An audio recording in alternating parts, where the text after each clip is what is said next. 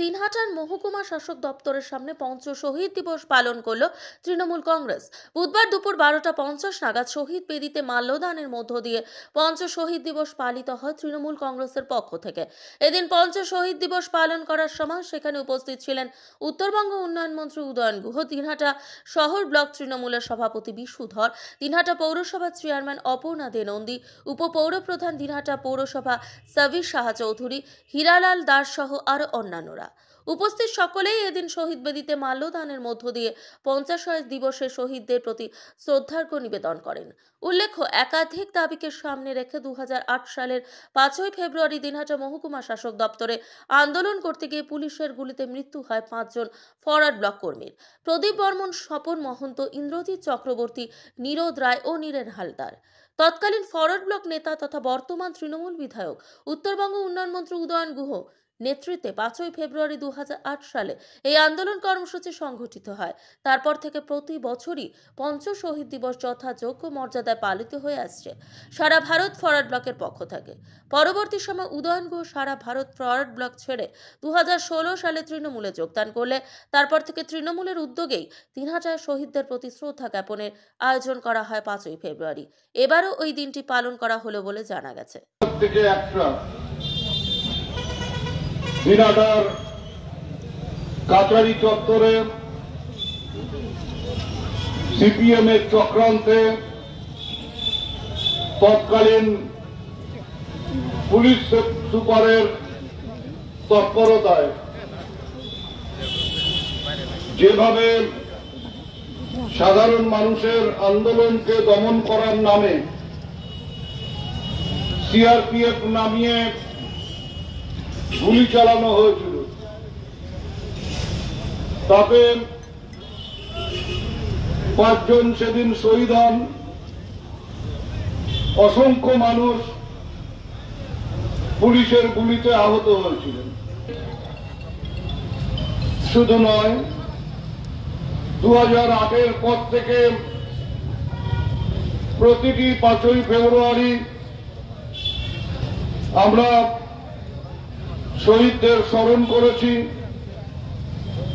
তাদের প্রতি শ্রদ্ধা জানিয়েছি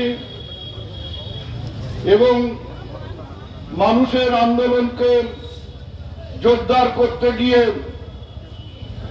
তারা যেভাবে সেদিন প্রাণ দিয়েছিলেন সেটাকে স্মরণ করে তাদের সম্মান প্রদর্শন করেছে। আজ 2025-এর 5 ফেব্রুয়ারি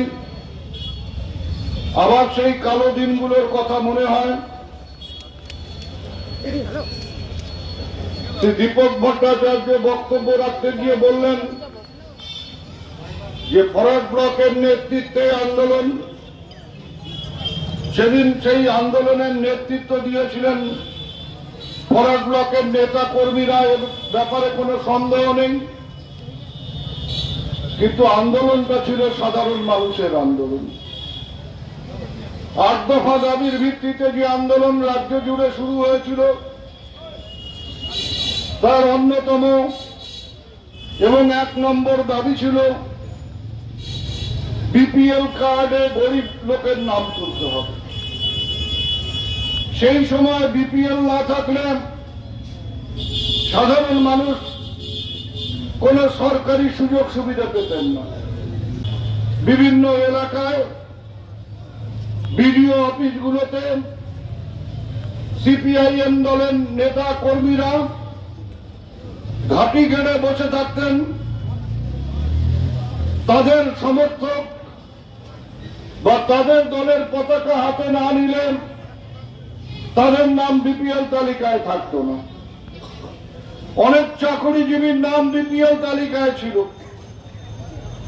অনেক অবস্থাপন্ন কৃষকের নাম বিপিএল তালিকায় ছিল, কিন্তু গরিব মানুষের নাম বিপিএল তালিকায় ছিল না।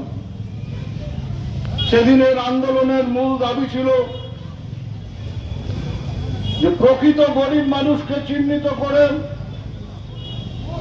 তাদের নাম বিপিএল তালিকায় তুলতে হবে। সেদিনের দাবিগুলোর মধ্যে ছিল জল, জমি, জঙ্গলের অধিকার, প্রত্যেকটা মানুষকে দিতে হবে। সেদিন চাকরির দাবি ছিল, সেদিন কর্মসংস্থানের দাবি ছিল, সেদিন মানুষের উচ্ছ্বাস, মানুষের আবেগ দিনাটার রাজপথে, সেদিন হাজারো হাজারো মানুষ ওই সুভাষ ভবনের সামনে জমায়েত হয়ে অগণিত মানুষ, শুধুমাত্র বিপিএল তালিকায় গরিব মানুষের নাম রাখতে হবে, এই আওয়াজ একেবারে 8 থেকে 80 বিভিন্ন বয়সের মানুষ সেদিন সুভাষ ভবন থেকে মিছিল করে কাছারিতে এসেছিলেন। সকালবেলা থেকে আমরা খবর পেয়েছিলাম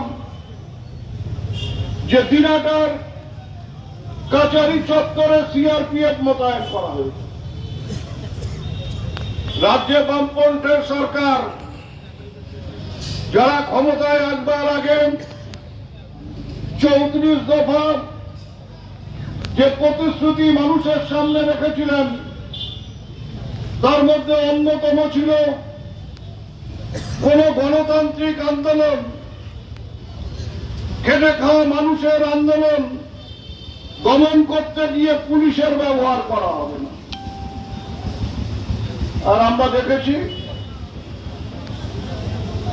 তার আগে সিঙ্গুরের ঘটনা, আমরা তার আগে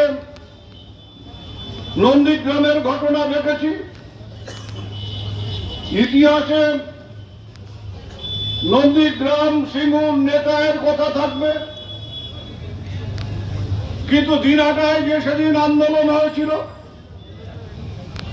ওই সিপিএম অফিস থেকে আর কুচবিহারের সিপিএম অফিসের নেতারা বসে চক্রান্ত করে সেদিন গণতান্ত্রিক আন্দোলনকে দমন করবার জন্য সিআরপিএফ লেলিয়ে দেওয়া হয়েছিল। হারানো হিন্দুদের ওপর নির্বিচারে লাঠি চালিয়ে তাদের আহত করছে, আর এরাই হিন্দু রাষ্ট্রের কথা বলে, এরা হিন্দু রাজের কথা বলে। সিআরপিএফ বাহিনী এখানে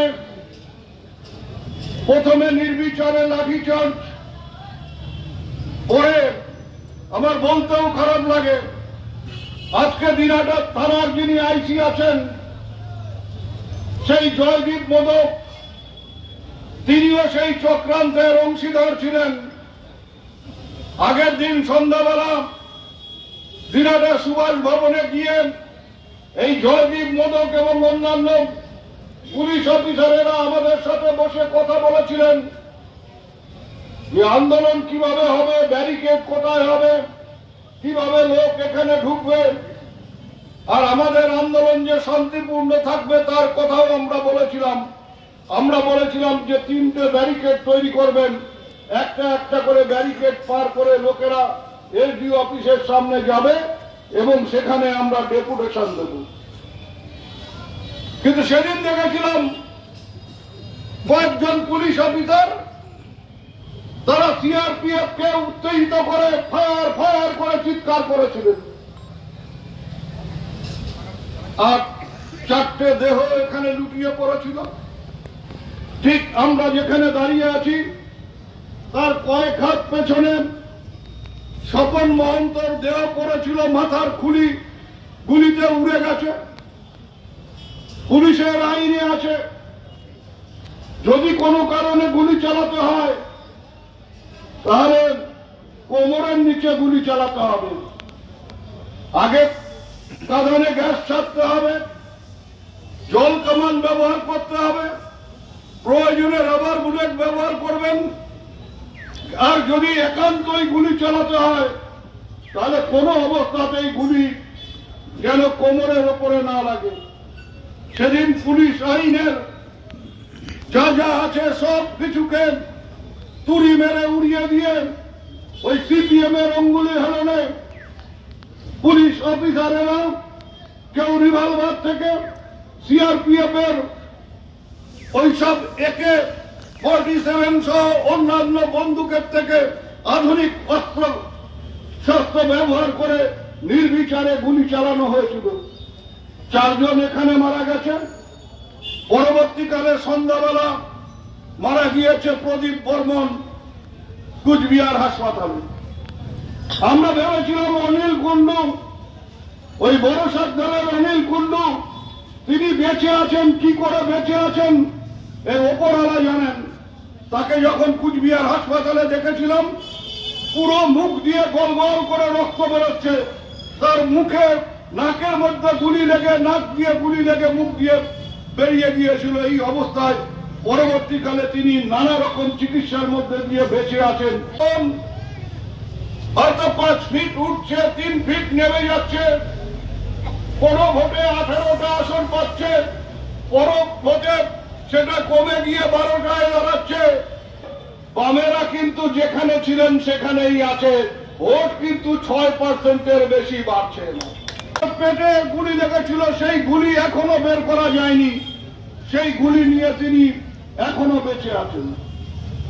এইভাবে কতজনকে যে আহত করা হয়েছে, কতজনকে পুলিশের মিথ্যে মামলা দিয়ে আসামি করে সেদিন যাতে ফরওয়ার্ড ব্লক এবং ফরওয়ার্ড ব্লকের আন্দোলনকে দুর্বল করে দেওয়া যায় তার চেষ্টা সিপিএম করেছিল।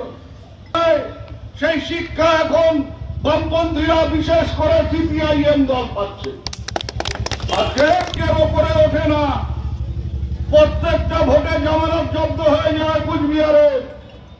শুধু জামানত জব্দ হয় না, এই কদিন আগে কুচবিহারের রাসমেলার মাঠে সিপিএম এর জেলা সম্মেলন, ওদের ডিএম এর কাছে কৃতজ্ঞ থাকা উচিত যে মেলা করে ডিএম সাহেব অর্ধেক মাঠকে ছোট করে দিয়েছে।